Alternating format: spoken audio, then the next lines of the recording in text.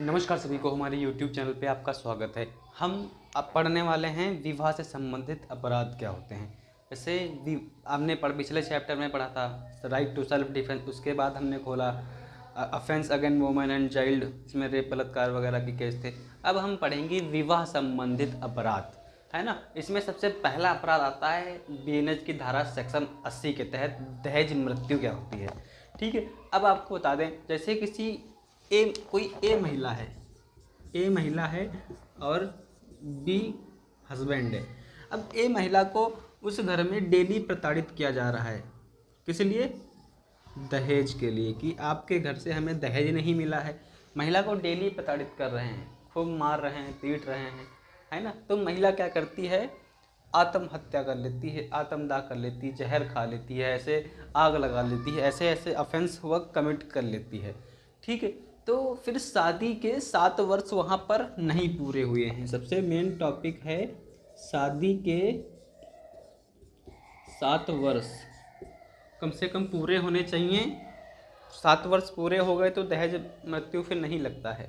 ठीक है, अगर शादी के 7 वर्ष नहीं पूरे हुए हैं और आप प्रताड़ित कर रहे हो महिला को दहेज के लिए, महिला ने कोई आत्मदाह वाला ऑफेंस कर लिया, तो उस केस में पति तथा उसके नातेदार जो ऐसा उसके खिलाफ कह रहे थे, उसके अगेंस्ट कार्रवाई हो सकती है और उसको सिर्फ दहेज मृत्यु का ही नाम दिया जाएगा और दूसरा कोई नाम नहीं दिया जाएगा। इसमें कुछ चीज़ें बताई गई हैं, वो आप समझ लीजिए। सेक्शन 80 BNS दहेज मृत्यु, है ना। और वाद है हमारा विवाह संबंधित अपराधों के विषय में।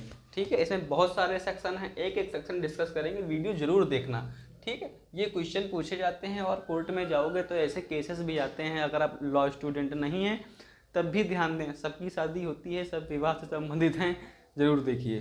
ठीक है, ऑफेंस कभी भी कमिट हो सकता है।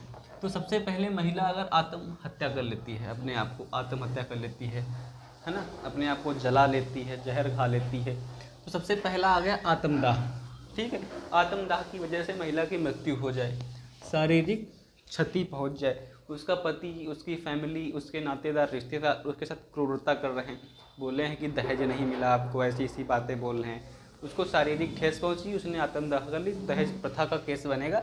जबकि दहेज प्रथा के विरुद्ध दहेज प्रतिषेध अधिनियम 1961 की धारा 28 में जो चीज़ें वर्णित हैं वही यहाँ पे लागू होती हैं। दहेज देने का अधिकार भी नहीं है, मांगने का भी अधिकार नहीं है। सबसे पहला हमारा पॉइंट ये है। ठीक है, तो इसके लिए हमारा एक एक्ट बना है, दहेज प्रतिषेध अधिनियम